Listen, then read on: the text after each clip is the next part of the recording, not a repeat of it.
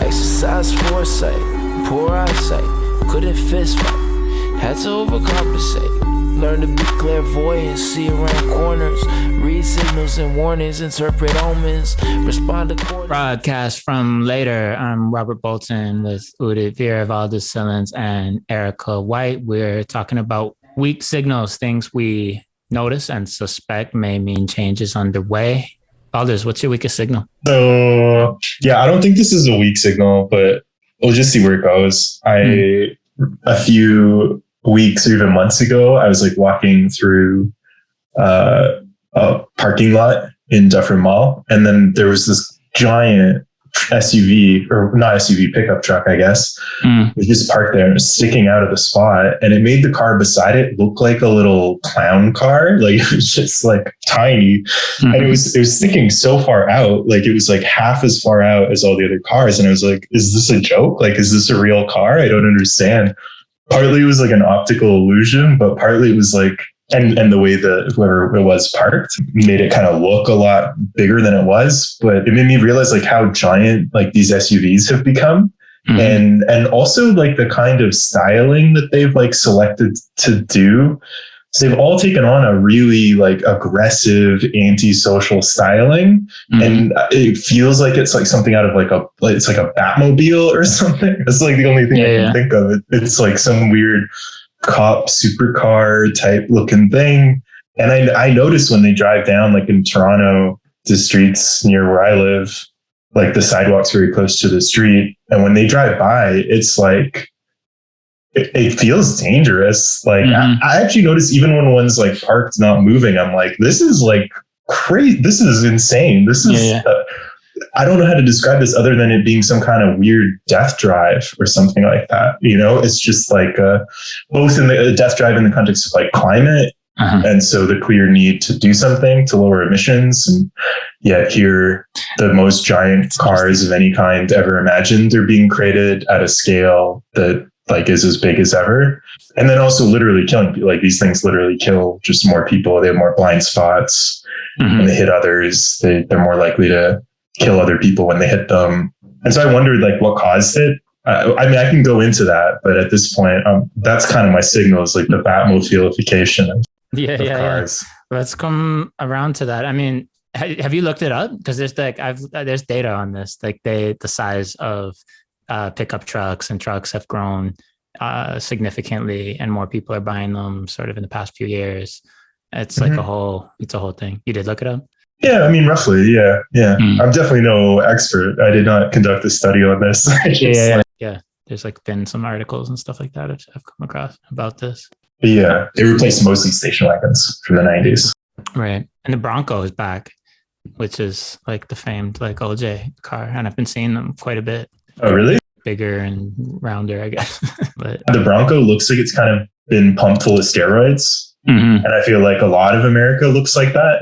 It's like a lot of young people kind of have that, like, some parts of their muscles are just way too big relative to others. And you're like, that's kind of a funny way to tone your body. But the Bronco kind of looks like that. Yeah. When you first started talking about seeing a Batmobile, in my head, I thought you were talking about, have you seen like the 3-wheeled weird vehicles? I don't even know what to call them. I don't know what the term is, but that these like weird 3-wheeled cars that lie super flat and move super fast, and they're usually just like a single person vehicle. I think they're all like sort of personal mobility ones.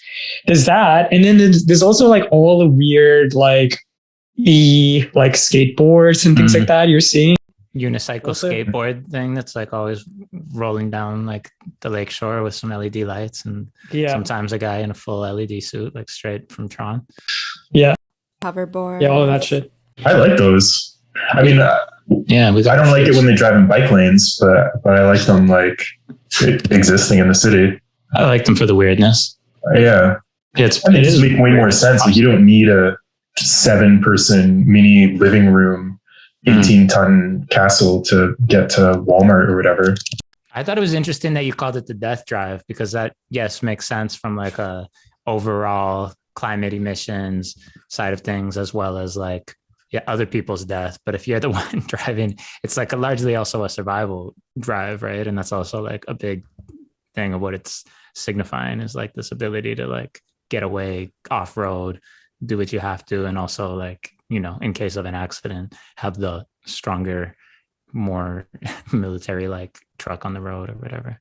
Yeah. I thought it was partly something like that, or like petromasculinity, sometimes people call it, you know, this kind of like gas guzzling thing. And I like driving. I mean, I really like driving, like the feeling of controlling a vehicle like that, and the smoothness, and like there's just so much to enjoy about it. So it's not the cars in and of themselves. But when I looked it up, it turns out that like women are like hugely into these like giant vehicles. They were overrepresented or something in the purchase of a lot of these big pickup trucks, and that surprised me.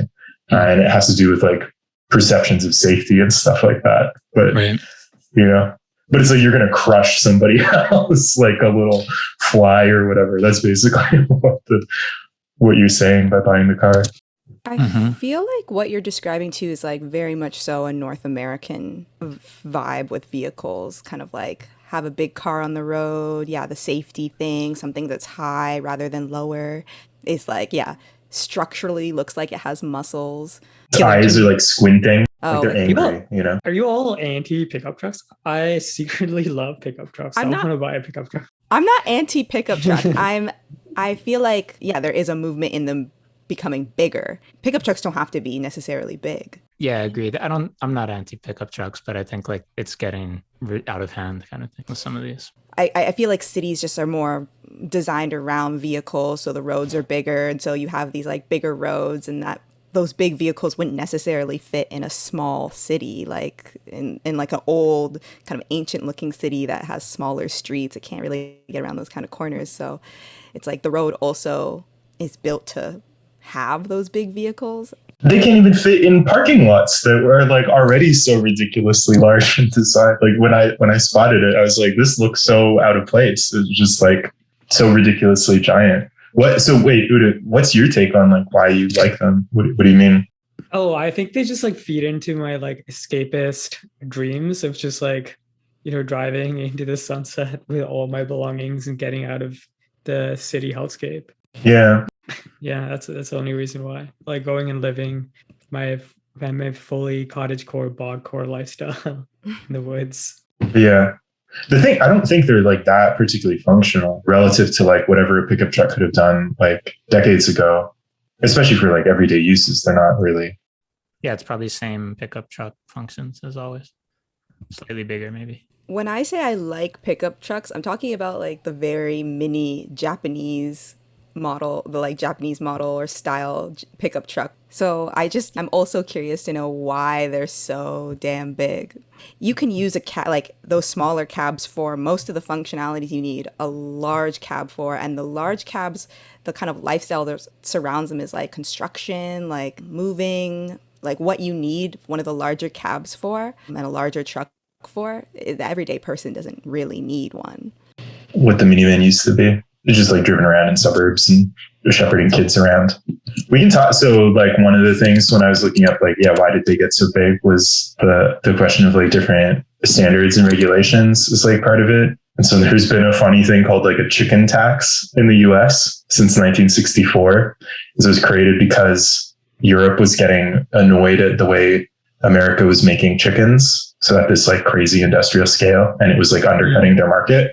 So they imposed a tariff on chickens, and in return, America imposed some kind of like light truck tax of 25%. And it's still in effect today, like 50, 60 years later. There's a 25% tariff on small trucks. And so like basically like American companies don't have to compete against those vehicle makers, you know, and particularly like ones from Japan that kind of blew up in the 80s, as well as like Korea and things like that later. There's like different regulation things behind it. There's also like CAFE, which is like how emissions are regulated. And so like there's different like sections in which you fit as a vehicle. And so if your footprint of your vehicle is larger, you're allowed a larger or a smaller mile per gallon, basically, so you can be less efficient. And that kind of pushed car makers, instead of being like, oh, let's hit the emission targets, they were like, oh, let's just bump up the size of the chassis, and then we don't have to hit the emissions as easily or whatever. So you have more space to make them. Like the bigger it gets, the more you're allowed to be inefficient.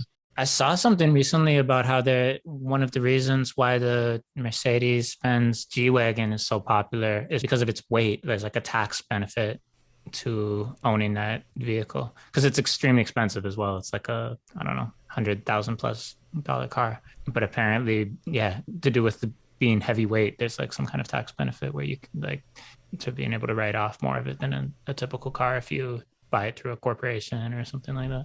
Because it's not classified like a regular vehicle, it's classified as something else. Yeah. Something. A medium duty. Strange. And I mean, I guess pickup trucks you can totally justify that like 50% of it is your office, right? Your house. Yeah. Yeah, work from car. It's a future I want to live in. Boy. Do you presume this is like a continuing trend? Is there like backlash to it? Like what do the cars look like in 5 years from now, 15 years from now? My take is like, I don't think like regulation is like the only part of it. And no. I don't think it's like the petromasculinity tale. I think Udit was kind of close when you gave like that idea of like wanting to get away. I think it is kind of a logical outcome of a kind of liberal vision of freedom, which is just like, don't interfere with me. And so this complete relegation of like any option of like a collective choice is just like completely put to the side, and it's only like individual choice that matters. And you get these weird kind of like somewhat irrational outcomes. In this case, you have like runaway effects where it's like, obviously the bigger these cars get, the more dangerous it is for everybody. And so you are then also like incentivized to get a bigger car because like you want your own personal safety or whatever. And there's nothing like collectively guiding that decision or whatever. Right. Mm-hmm. So I think it's partly dynamics like that. Yeah, I agree. That's like the whole history of personal car ownership in North America, basically, is like selling freedom as the idea. As like, now you can be in your own little pod and go anywhere you want and get away from wherever you want and all of that. Yeah, but I think the other point that Valdez is making, which I think is really interesting, is that you fall into these sort of like escalation games where like a few people get cars, and then because of that, you make bigger roads, things like that, things get further apart, so more people need cars. So it's just like a self-reinforcing dream. And it's not just distance, it's security as well, right? Like as soon as one vehicle gets dangerous enough, other vehicles have to follow suit. Yeah, that escalation for sure. How long can that continue? Until we run out of fuel and material resources. Yeah. I've been hearing about monster trucks a lot lately. Like there was monster trucks in Hamilton recently. There's monster trucks coming up in Niagara. That was something I was obsessed with as like a 6-year-old or something, and I didn't feel like it was really on my radar for a long time. And I've just been hearing about it again. Friends of mine were going like 2 weekends ago to Hamilton to watch monster truck rallies. I like the idea of like, I don't even know if it would be a resurgence, but mud bogs are pretty popular in like rural, like countryside. And I don't know if like how often they still happen, but yeah, to have a truck and have that kind of status and then, roll it around in mud is very desirable. And it's happening. I actually went to a really cool photography exhibit on Saturday night of demolition derbies in Ontario, photos from demolition derbies in Ontario. And it was like these really beautiful photographs of like wreckage and stuff like that. And these amazing textures of like hand painted rims and things like that. Just the like different texture from like the abrasion between two vehicles and paint moving from one vehicle to the other and that kind of thing. Yeah, it was pretty cool. And it was also like a multi-sensory. They did an elegant multi-sensory exhibit thing with like sounds of engines in different parts of the room and even a pile of tires to give you that tire scent. So Rob, are you saying it's like an aesthetic thing where like monster trucks are coming back because of probably like the need for like, or like the desire of like... Maybe the death drive. Maybe it's the need for wreckage. The need for wreckage, yeah. Like crushability, let's call it, to borrow a term from the beer industry. I mean, most economies are like, they are based on like what you can destroy, like without particularly incurring like costs in some way. They are these like excessive things. Almost every society has like some kind of destructive ritual of like destroying goods in some form. I do you see the need and want for the cab of a truck? Like that's the thing that makes it different, is that it has this space that you can like drive around, you can throw things in it. It's not necessarily attached to the car. People can sit in there. So I see the need for the cab of a truck, but I want it to be daintier. I want trucks to go in the complete opposite direction, where it's like they just become super dainty and like pastel and more rounded. But that's just So that might be very Pixar movie. specific.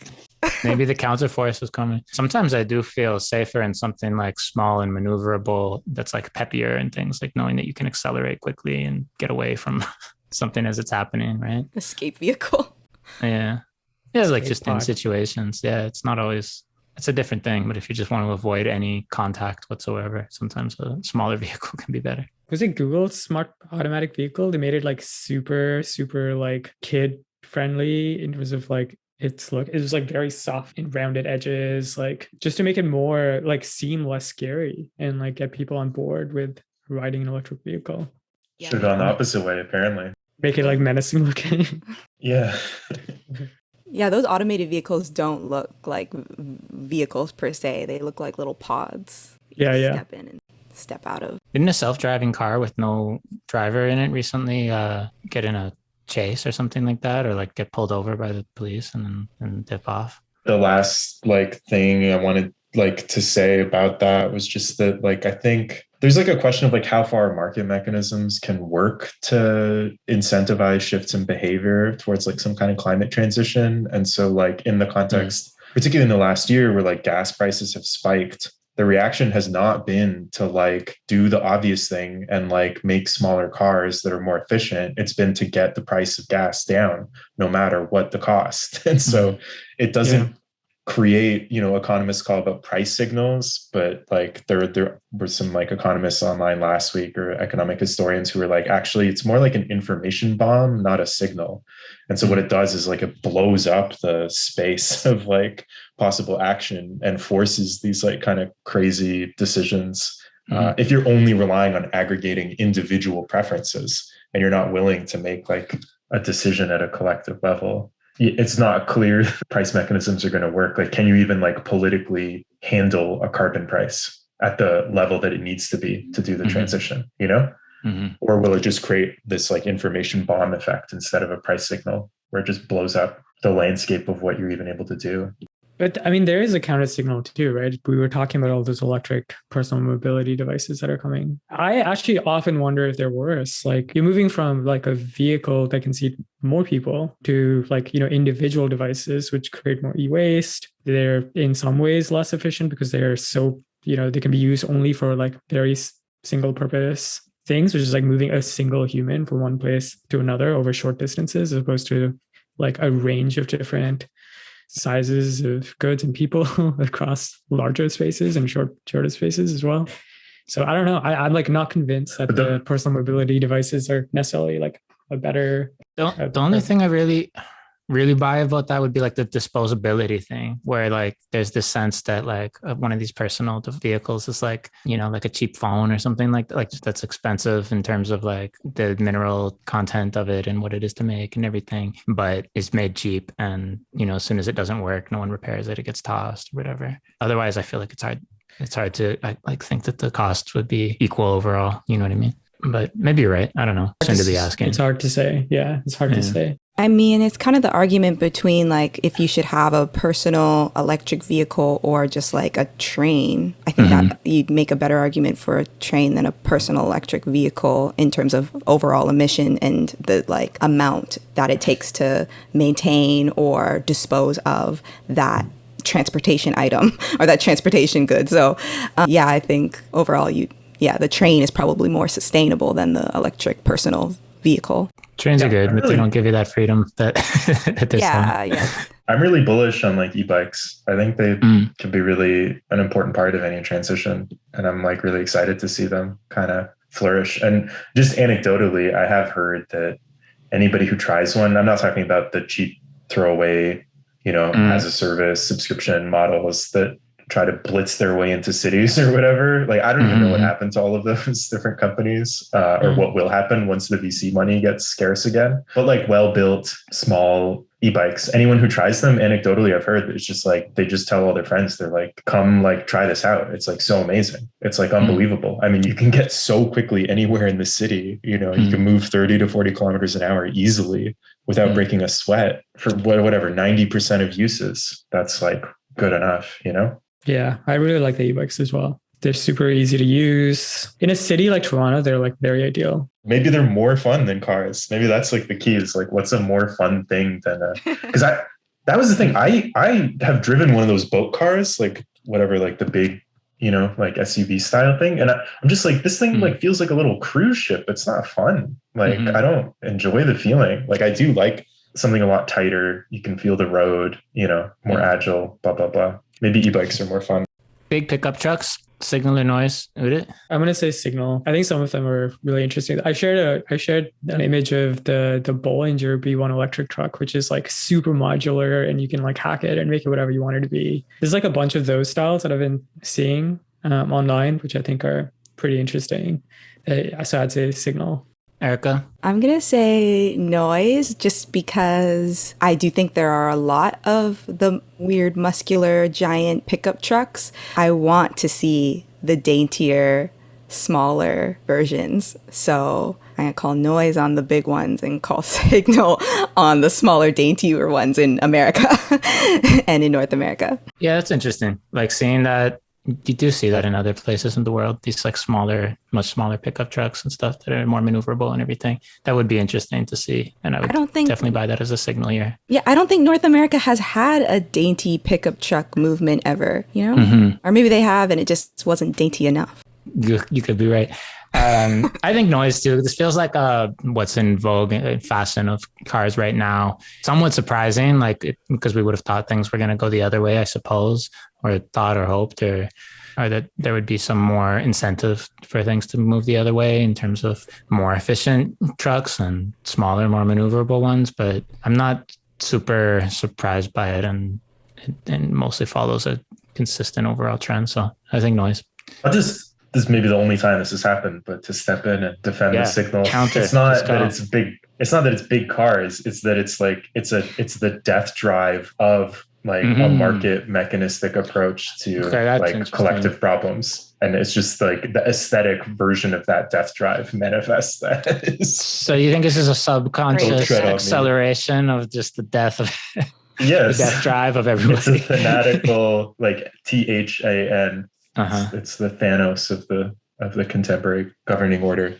Anyway, and that might not be a discontinuity. Yeah, that's true too. That's just maybe this whole process. Just a manifestation. That's just a manifestation of the current in cars. The death drive. Erica, what's your weakest signal? My signal is about Algospeak. Algospeak is a word basically that was published in the Washington Post by Taylor Lorenz. And this piece was basically about how algorithms are causing people to reroute their language so that it's brand safe.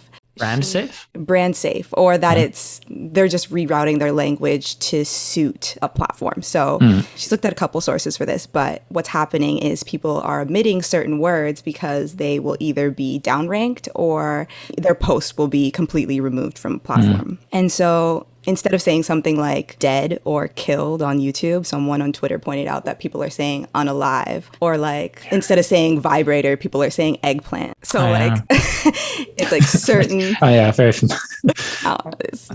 in the piece. So that's my signal. Is just that there's this algo speak happening, and it's kind of making these amalgamations of language. Yeah. The misspellings, segs or whatever for sex, right? Is like a big one. People spell it like SEGS just to like, so it means nothing to the algorithm, thinking that if they write sex, it will get like downgraded in the searchability or something, findability. Like I listened to a podcast the other day that was talking about like ad tech exchanges and how they use, to try to moderate it, they use sentiment analysis to figure out like what's like an approach that's positive, or like what's a website that's like positive in its intonation versus like has a negative vibe. And the irony was that a lot of these hate speech sites have a positive vibe because they're like, we love our community, we love our, like, we're for like these kinds of things, but it's like it just means like white community or something like that, or like manosphere or whatever. And they don't have this negative sentiment, whereas like news sites that were covering like COVID or the war in Ukraine have a negative sentiment. So they would get downvoted as somehow promoting antagonism or something like that through the weird analysis of sentiment. So not just like words, that's what I was asking, but like also even like how you, like what your vibe is, you know, basically. That's really crazy because, yeah, I wasn't thinking about context at all. I was just thinking about what are like the individual, and that's what this article is about, was just like how are individual words being omitted, or how are people switching the words up, and how are their sentences changing completely. And in some cases, they're not even readable, but people understand them because they're a part of that community's lexicon. The earlier version would have been like SEO, right? And like how many perfectly good articles and things like that are like butchered with like a horrible introductory paragraph that has worked in as many keywords and links as possible, totally at the expense of the work itself and having a nice introduction or whatever potentially to your article.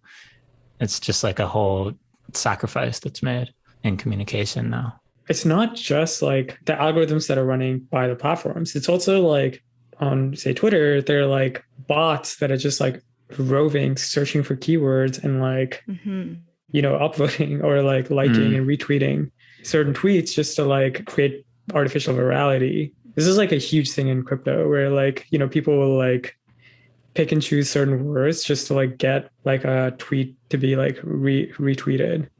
Like especially like the names of tokens in crypto, like people put like $sign name of token in the tweet, and they're like bots that are just like searching for that token name and like retweeting.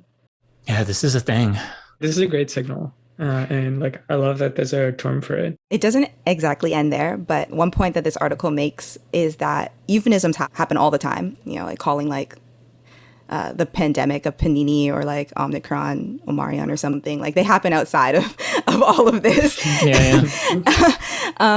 But yeah, I would say that this is what NetSpeak is. It's like, and that was like a term coined by this linguist named David Crystal in like 2001. But what actually stood out in this article is that this happens a lot where, of course, there's some sort of like repressive regime or where a topic is super taboo. So whether it's say like the LGBTQ plus community is trying to divert homophobia and they can't say gay, or BIPOCs are speaking out about, you know, some sort of oppressive behavior, which is, I mean, in certain countries, there are more pronounced internet restrictions than in others. But she calls it in this article language bending. So I thought that was a really provocative term, and that this language bending can also happen on the flip, where groups that have perhaps bad intentions are using different words to communicate a slur or to organize privately. I found this term language bending as well as Algospeak to be in tandem, like very, I've never heard them before. I'm only familiar with NetSpeak. So just like the evolution of how language on the internet is informing the technology that we're using as well. Yeah, there's a whole lexicon to pull together here, and like the consequences of it can be very weird. So you're going to say something, Udit? One of the things I noticed in the last like few years on the internet, especially in like extremely internet spaces, like forums and things like that, people have started replacing the letter CK with CC. You know, you've all probably seen this at this point. It's like pretty common now. So for example, thick is written THICC instead of THICK. The origins of that are actually in like gang wars in LA. Rob, you probably knows a little bit about this. Oh, like taking certain letters out of like Big and Back and being bull. Like yeah, exactly that. Yeah. Yeah, exactly that. Yeah. It's just been like co-opted by NetSpeak.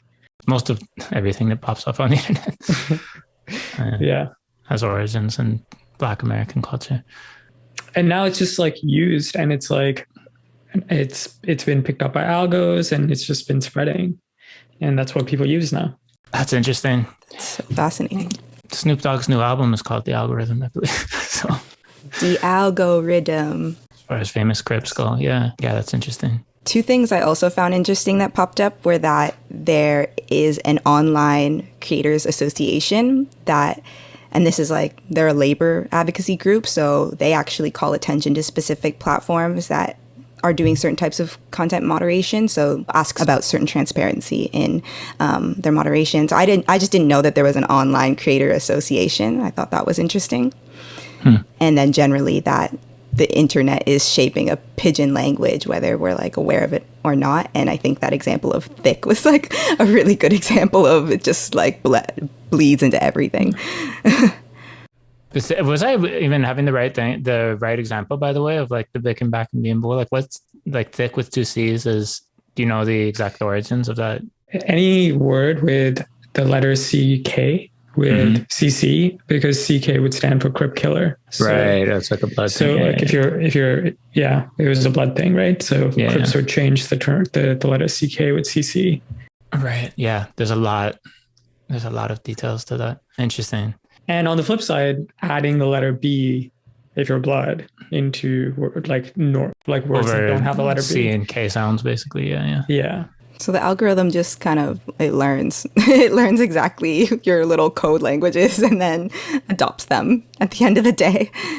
And then they're no longer a secret. It's interesting too that a lot of this language bending relies on like folklore or like mythology around the algorithms as well. And that's such a thing as well, where people have these ideas about things. But it's like, I don't know how much is really known about shadow banning and different things. People will swear they know exactly what's going on, but it's hard to know exactly, what's behind it or why, or any sort of thing like that. And people are like adapting in ways that, may actually not affect anything. Who knows? It's the start of a new religion. Just all religious beliefs around the ineffable box AI algorithm. the ineffable AI. Sacrifice certain letters in order to have a good harvest or something. Yeah. Or for more virality. Spread the gospel. Make a sacrifice of a letter and spread the gospel. Yeah. I remember last year there was like an academic writing about YouTube video bloggers and like them forming these like informal networks where they would basically become like, not like tacit engineers, but they were literally trying to reverse engineer the algorithms that cause them to get ranked and not ranked, because it drastically affects their income. And this is like their only income source. And so because it can vary so much week to week, because YouTube introduces some new ranking system, all of a sudden you drop, you can't plan. Like businesses need some degree of stability to be able to function and plan for futures. And so they would like try to share these like tips and tricks. And so the emergence of like a priestly class that like is able to share the wisdom of like how the algorithm works early is what I was thinking as you guys were talking. Yeah. And then you get huge genres that like about YouTubing and TikToking about TikToking and all of these things, right? Of like all the tips and tricks to do these things have started to happen. Algospeak. What are some of the other examples, Erica, of like Algospeak that have picked up? The sunflower for Ukraine, or other ones where it was like, just like very niche, weird communities were trying to... Sex workers as accountants. I think is great. Most of the examples are, if it's like you're omitting words about the body and about sex and about like things that are obviously taboo to certain, I guess, religions and in some conservative spaces and certain algorithms. And that bleeds into how things are on a certain platform. And there's some funny ones and there's some like shocking ones, I would say. So curious, and so little we'll ever get to know probably about a lot of this. I guess you can run experiments a little bit, but hard to really know. Signal or noise, would it? Yeah, I think it's a signal. I think the point that you made about it being starting off with SEO and now kind of, shaping how we speak and becoming an everyday part of like the way we talk, even offline.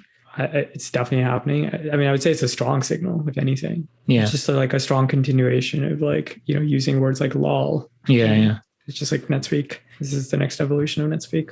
I think the thing that's changed is like the effect of algorithms, which is why the term Algospeak makes so much sense. Wow, this is signaling noise. Can we bring in some like Marxist terms here? You do whatever you like. I actually think it would make more sense. So there's like a distinction between formal and real subsumption. Mhm. And this is like when capital takes over an industry. First, what it does is formally subsume it. So let's say you're making t-shirts. You bring everybody who makes t-shirts into the same warehouse, and that's formal subsumption. Real subsumption is then when you like rearrange that production process entirely so that there's no longer weavers. There's just like different components, and it's more efficient and you can operate it more at scale. So I think where SEO optimization was the kind of formal subsumption of language by attaching like a price to a different word, like Google AdWords, it's like the word shoe is worth like $8 or whatever like that, And so it rearranges the way that we go about it. I think this like Algospeak version is kind of the moment of like real subsumption, or like could be. Maybe that's where it's like the signal where it's like, could it actually change how not just like words are used, but like how like entire sentences are constructed and like vibes are built and like ideas are created like entirely. What would that even mean to subsume language to money or market mechanisms to such an extent? Because that's what we're saying, right? It's not just it's to hype yourself. It's not just to like avoid the scrutiny of the algorithm. It's to like make money. Well, it's both. No, it's both. It's also sometimes to like avoid getting picked up in certain spaces. It's just like purposely like riding the wave of the algorithm or avoiding the algorithm for whatever reason. It's like learning how to surf the algorithms. That's what you're doing here. Yeah, ride the algorithms. It's just gonna have weird results. Like we end up at a future where things get flipped and where the sort of sentiment connotations of certain messages are just opposite of what we would expect today. And you're just putting like, it's like almost like this cult like future where it's a lot of positive vibes around some evil shit, as a result of like trying to let's keep positive vibes, even though what you're actually talking about is something that now we wouldn't normally associate with that tone. I think it's a signal. What's your weakest signal? My weakest signal is the follow-up to a story that I think we were first talking about it in 2016 or 2017. If you all remember, there was this big internet story about this Japanese man who married this AI waifu. You guys remember this? An AI waifu, what it was he bought this like little like hologram device, which is called a gatebox. And inside this hologram device was his beloved virtual lover, which was a hologram of Hatsune Miku, which is like the first kind of like online virtual pop star. And he'd been watching videos of this woman, virtual woman, Hatsune Miku online, fell in love with her and decided he wanted to marry her and bought this device, which is a holographic system, which would display Hatsune Miku called a gatebox. And he spent like, I think it was like $17,000 in his like marriage ceremony. It was an official marriage, and he's married to this like virtual pop star. The follow-up to the story this week is that Gatebox went out of business and no longer supports this holographic system.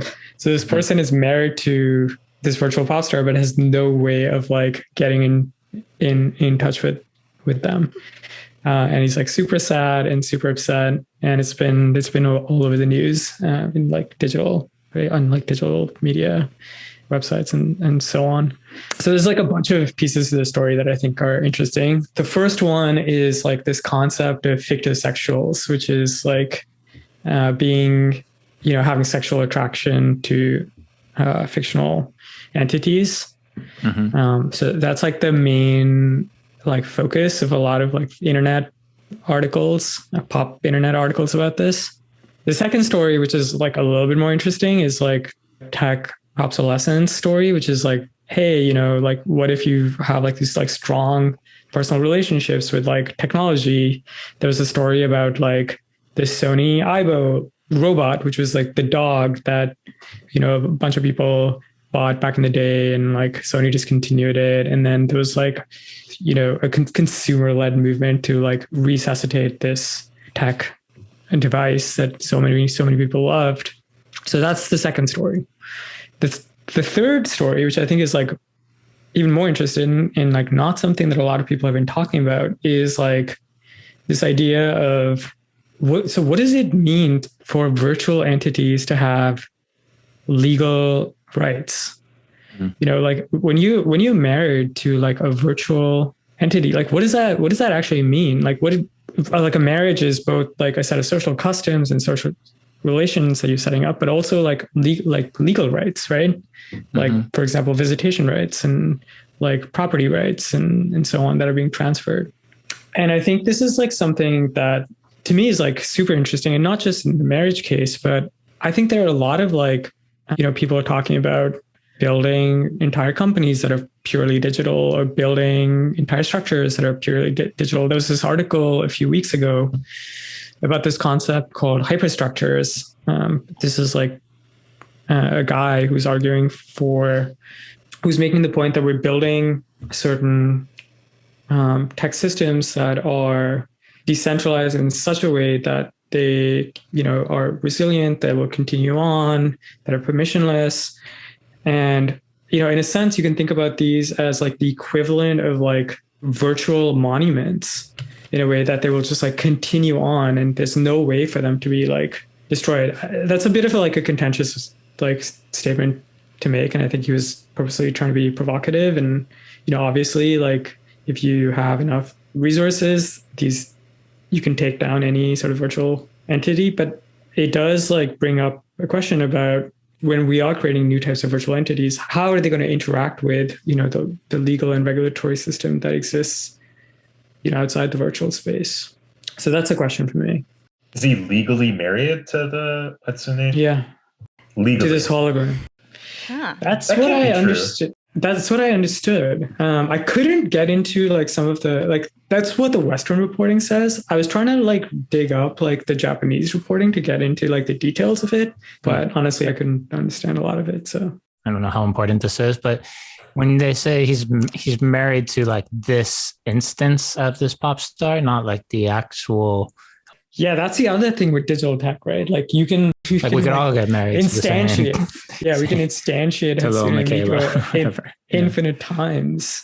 Yeah. And if each instance is paired with its own sort of like AI and database and like its own sort of like learning model, then they'll all essentially have different characteristics and personalities, whatever, that they'll learn from their environment, right? So they can be different, but have a shared history, and they're all kind of like forked off personalities based on like the particulars of the environment that they're instantiated within. When you see the pictures, a lot of the pictures show him with like a rendering of a waifu, and you don't actually really see until you get into it that he's like hugging up with like a pillow and like these like objects that are like symbolize the thing that he's married to. So I think that's adorable and strange. But then it's also really like when you started to say something about these fictosexual entities and them being married, I think it's that they have to have some sort of, there has to be the consent between like him and this fictitious character. So the idea of something like a anime virtual waifu giving consent, that's where I'm like, oh, okay. Is that what gives them the grounds to be married? And then like, do they get the same tax breaks as like, a regular married couple? Yeah. Who gives consent here? Yeah. What? Can you just imagine the consent if it's a fictional? If he imagines that the fictional character gives consent and wants to marry as well, is that enough? I'm not sure. I think that's what it's kind of built on, is that like this fictional entity has somewhat given consent to being married. So however the legalities of that play out and what binds them otherwise outside of that, is it purely emotional, or is it just the essence of marriage, or is it, there's something that they're gaining both out of this joint arrangement and bond, this social bond that is between, I don't know, something that's fiction, like technically not real. To take a bit of like the opposite route and be a little judgmental in some way, like this, it's kind of nonsense. Like it's not, this can't be love, right? This doesn't have anything to do with seeing somebody become something other than they are. It just has to do with this attachment to a kind of like imagined repetition. And it just seems so far from the case to be an instance of like a form of love that we should like look up to in some way. It feels kind of, I don't think it's not necessarily sad. Like I don't want to judge it that way, but it seems just so far removed from what I think of as like a relationship, whether to like another human or even to like another animal, you know, and just like being open to them becoming is just like completely absent in this instance of like being tethered to this, like whether it's corporate or whatever, like it doesn't. Disagree. Maybe, so I'd argue fictional characters often grow far more than real human beings, and change more. But yeah, it might be the case. It doesn't actually happen in real life as much as it does in fictional narrative. It's necessary, you know what I mean, in a narrative, usually that the character changes. But in real life, that doesn't necessarily happen. I think like what makes it not love, what makes it not pure or true or good, or like something that he's owning and not that he's owning their relationship, but that like he feels, you said it's silly for him to feel love and that we shouldn't look up to like the love he has for this fictional character. I don't know if I agree with that. I just meant that, so in my vision of like what a relationship is that like when two entities, people, living beings like come together, they're open to whatever it is that relation, how that transforms both of them over the course of time. And so to become something different is like what happens in a relationship, I think, in a good relationship. Yeah. And so your argument though, when you started with what a relationship is, was two living entities. So by definition, you wouldn't think this is love. It just doesn't meet your definition, which is fine. Like that's how you think about it. That's how you define what a relationship is. And I think in what everything Valdez was saying, there's a distinction between love and fantasy. Not to say there's something wrong with fantasy, just to say that it's not the same as like mutual love, right? Mm-hmm. Like maybe the thing that you're saying, Valdez, is that you need a sense of agency that's reciprocating a two-way street, the love, right? Sorry, because otherwise you're just saying that like that two things need to grow from interacting with each other, and I think with that, like perhaps they could. I mean, yeah, I think they could. In this case, I think they probably were. Like, you know, like he was probably growing by sort of like projecting his feelings onto this thing, and it was reacting, and he was like growing with it, and it's changing too. And it's also changing at a very technical level, just like learning from the environment. But you know, you could argue it doesn't have agency, and it's just like a stupid machine. It's just like, you know, playing out a set of. But you can never be sure of that. And it's just a point in like probability space that it's found, and like, you know, it's not really doing anything particular that's agentful. We don't have to get too much further into this, but like, and this might be too technical or philosophical, but like to me, I'm like, I think the thing I'm saying is like, the bad way to get in a relationship is to get married to an image. What you're getting married to is like potential in some way. That's what you're like trying to get attached to and enmeshed with, right? But if you marry an image, like it's so doomed, because like the worst thing is to hold on to an idea of what somebody else is. But this is like maybe just personal. I think a lot of people don't follow this. A lot of people do marry images, whether they're human or fictional. The idea of falling in love with a virtual character isn't, to me, like the most interesting part of the signal anyway. I just think like the legal rights for virtual entities, that idea is like, I think that's like fascinating. Like, could a purely virtual entity have any real world legal rights? You could argue that, a corporation having personhood is something like that. It's a virtual entity that has like legal rights. It's like a form of that, right?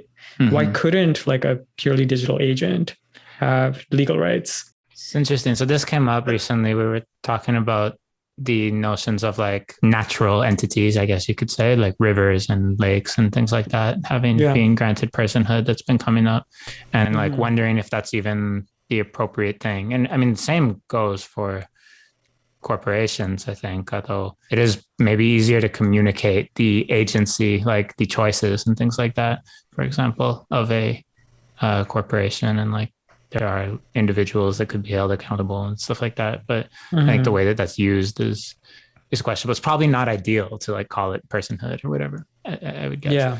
And I think maybe the same's true with something like that, like a body of water and what you're doing, because you're kind of creating individuality. Like that's what personhood is. It's like distinguishing us from one another. And like I was sort of saying, like maybe that's just a whole delusion of people, of humanity or whatever, that we are these like distinct individuals that have our own agency and rights and shit, you know what I mean? And that it's even projecting that on nature is an even bigger mistake. But I wonder if the same is true in a case like this idea that you can marry this as though it's an individual. We have like a body of like legal knowledge, right? And we're trying to like shoehorn these like these ideas into that. What we have there is that, individuals have certain rights. Yeah, politically, that's the point. Yeah, and we're trying to like shoehorn like these like other ideas that we want representation in like the legal system, because we want them to have rights and power, and because they've been historically underrepresented for whatever reason. And so, and in the process of shoehorning, you have to like try to map them to like concepts that we already have, which are things like personhood. I mean, like another question, a follow-up question could be like, well, do we need to create like new concepts for like better representing these entities into our legal systems, because we just don't have the right concepts? And maybe that's what it is. Like maybe we need like a way to represent like virtual entities or even like lakes and trees and whatever the fuck into our legal systems, because we think they're important to be legally represented there. Yeah, exactly. At such a level of generality, there's not much to say. I mean, like it's like getting into the specifics. Like, is this guy sharing his bank details with like Hatsune, or does he give her a name or whatever? Because those are the only questions that matter. It's not whether this thing is actually like a virtual living being. I think that's like nonsense. Like, of course it's not. Yeah. But like what specifically is at stake for him? You can account for all of that like through parts of like the law, but yeah, of course it's not like a person in some Blade Runner sense. What are people saying about the virtual entities' legal rights? Oh, I haven't seen enough about it. This is what I was saying was interesting. Like I haven't seen anything about this aspect of the conversation. This was just like, when I was reading it, that was the only thing I was thinking about, was like, why isn't anyone talking about like what does it mean for like, how does the marriage actually happen legally? Like, and if it's not happening right legally, could we speculate about that?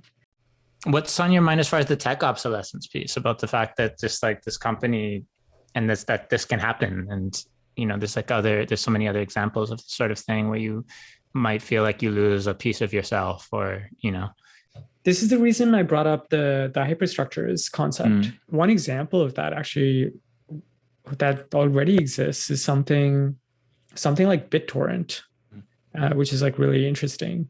So Bittorrent, the company, was bought by this guy, Justin Sun, and has been like, it's largely a ghost ship now, because this guy, Justin Sun, is not supporting it anymore. But because it's decentralized, people can still use BitTorrent. It's still a protocol that people are using, and it has continued to be used. So in a sense, it's like a virtual system that like continues to propagate and be used without any support from like the entity that created it. The only way it can truly be let go away is if it's sort of forgotten. Is that? If everyone who's using it right now stops using it. The thing is, it's not changing, it's static, right? Because like the company that was building it has stopped building it. But it's still there, and it will continue to be used. Right. while people are using it, because it doesn't live anywhere. It lives in the network, right? As long as people are using it, it's there.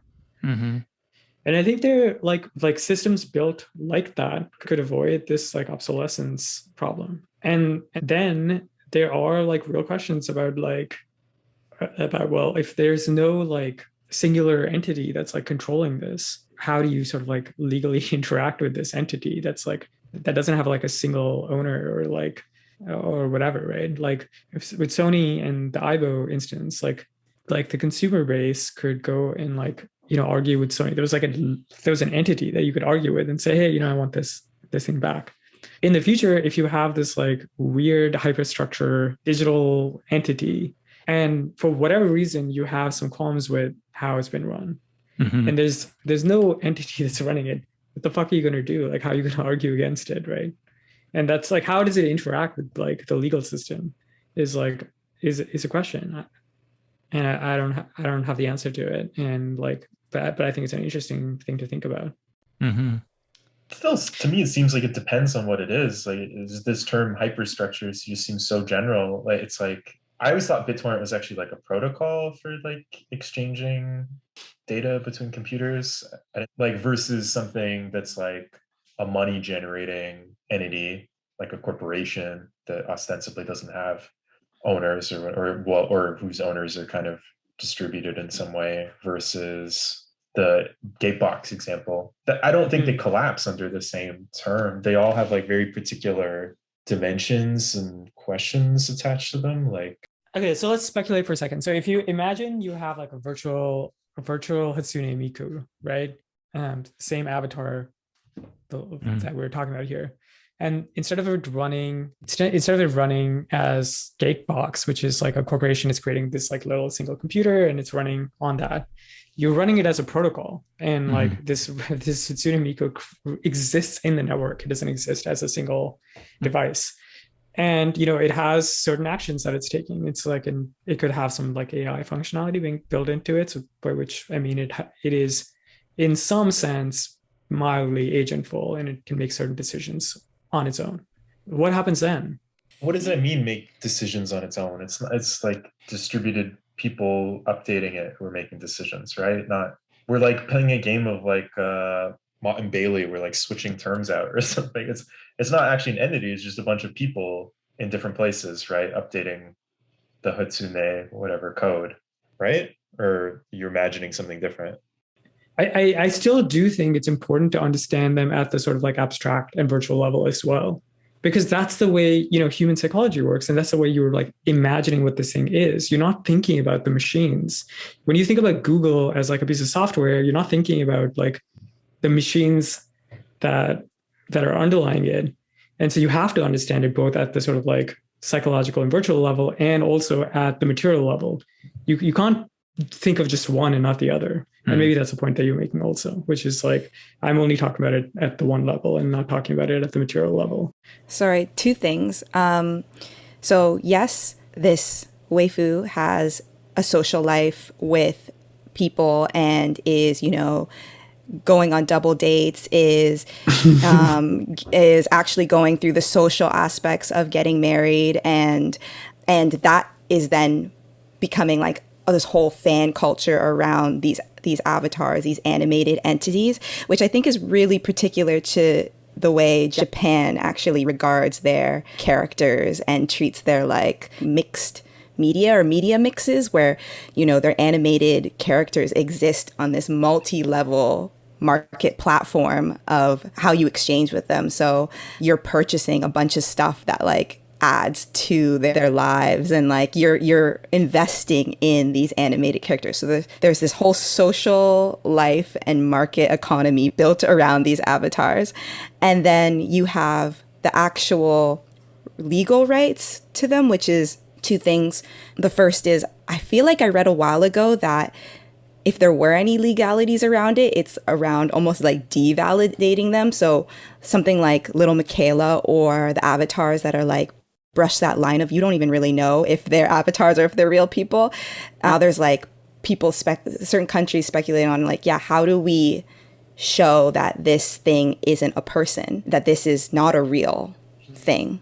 And so there's like now these like laws coming out about like how do we show that an image is rendered, or that a character and an entity is not a person. And I think that's a strong distinction between what gives them personhood. And I think it's really different from the example of giving wild natural bodies personhood, because in this case, this is data.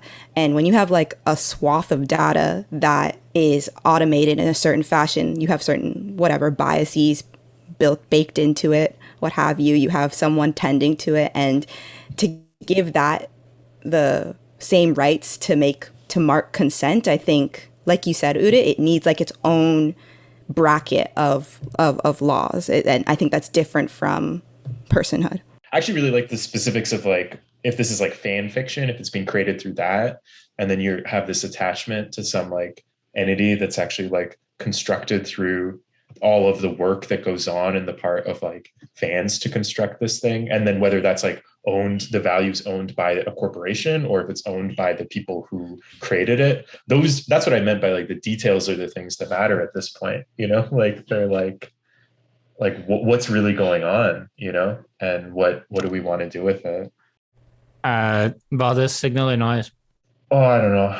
Actually, I need to like think this through. I almost wanted to say that the like fictosexual one you said was less interesting. I agreed initially, but now I wonder if that's the part where I'm like, actually, in terms of like it being a disjunction with the present, like there could be a lot of weird futures that involve new kinds of relationships to fictional entities, or also even like your own like corporate spawn or something like that, you know, like if you're married to little Michaela, like what if you do actually share a bank account and there are like conditions? And what if like little Michaela is actually owned by like 80 other people, and now you're married to this entity and you're sharing a bank account, but those 80 people also have a share of that entity's value production.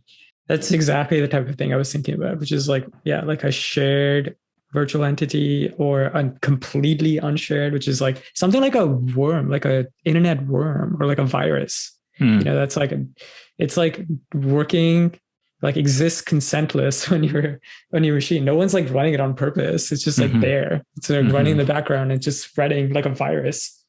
It is a virus across machines, and like that's an entity. Maybe it's performing some like useful functions, and maybe you can have like a relationship with it also. That's a feature also. Like it's not run by anybody at all. I also think just the amount of like manipulation that is quite easy and possible to do with things like I think maybe not even manipulation, but the way the human brain and body works, and like things like it only takes, 5 lines to make a face, that like to draw a face that looks recognizable to a human, right? It's like a very minimal amount of abstraction is required to get people to like recognize things or think they recognize things. And so those techniques being used in human relationships with digital entities, I think could be a signal too of just more of that, you know? And like harking back to that, the Elisa, the first chatbot that just asked everything you asked it in the form of a question. And it turns out it's very addictive for people. You know, they don't want much more. And so those kinds of techniques being used on people or with people, whether with their consent or not, is interesting too as a feature. So yeah, I would call it signal. Erica, signal or noise?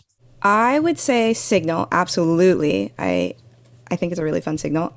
But mostly because, they do have these like social lives that are spawning out in creating like a whole market behind them. So I think that holds a lot of validity in terms of what's like how the legal, like what ends up becoming valid or legal in terms of your exchanges with them. There is an important distinction to be made between a person and an avatar. So I'm interested to know on how that transpires. And I would be interested to know how then these relationships with these avatars are changing how we like view relationships then. Because we have our standard norms of what we view a relationship to be, but perhaps that's completely blurred, like changing what that is, and is becoming a lot more weird, and is opening up what relationships maybe are rooted in Japanese culture and in whoever's engaging with these avatars. But Signal. The hyperstructures piece is interesting to me, and just like thinking about the ways and the why of how we might just want certain protocols or online entities, software entities to endure. I think that's an interesting problem, like that notion you said of monument, and just like the digital monument concept is like really, I mean, it's like a really provocative idea for me. Yeah. Just like, can we have like what is like the digital long now clock, right? Is there something like that? And it also, does it even make sense? Because it cannot exist outside of like certain material conditions, right? You need computers. Yeah. What's more enduring though is like the computers or the like some mountain in Texas where the physical long now clock is. I gotta run, guys. Broadcast from later.